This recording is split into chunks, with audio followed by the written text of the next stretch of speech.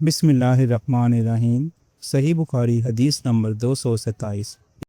एक औरत ने रसूल करीम सल्लल्लाहु अलैहि वसल्लम की खिदमत में हाजिर होकर अर्ज़ की कि हजूर फरमाइए, हम में से किसी औरत को कपड़े में हैज़ आ जाए तो वो क्या करे। आप सल्लल्लाहु अलैहि वसल्लम ने फरमाया कि पहले उसे खुरचे, फिर पानी से रगड़े और पानी से धो डाले और उसी कपड़े में नमाज पढ़ लो।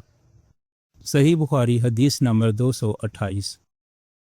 अबू हुबैश की बेटी फ़ातिमा रसूलुल्लाह सल्लल्लाहु अलैहि वसल्लम की खिदमत में हाजिर हुई और उसने कहा कि मैं एक ऐसी औरत हूँ जिसे इस्तिहाज़ा की बीमारी है, इसलिए मैं पाक नहीं रहती, तो क्या मैं नमाज छोड़ दूँ। आप सल्लल्लाहु अलैहि वसल्लम ने फरमाया, नहीं, ये एक रग का खून है, हैज़ नहीं है। तो जब तुझे हैज़ आए तो नमाज छोड़ दे, और जब ये दिन गुजर जाएं तो अपने बदन और कपड़े से खून धो डाल, फिर नमाज पढ़। हशाम कहते हैं कि मेरे बाप उर्वा ने कहा कि हजूर सल्लल्लाहु अलैहि वसल्लम ने यह भी फरमाया कि हर नमाज के लिए वुज़ू कर, यहाँ तक कि वही हैज़ का वक्त फिर आ जाए।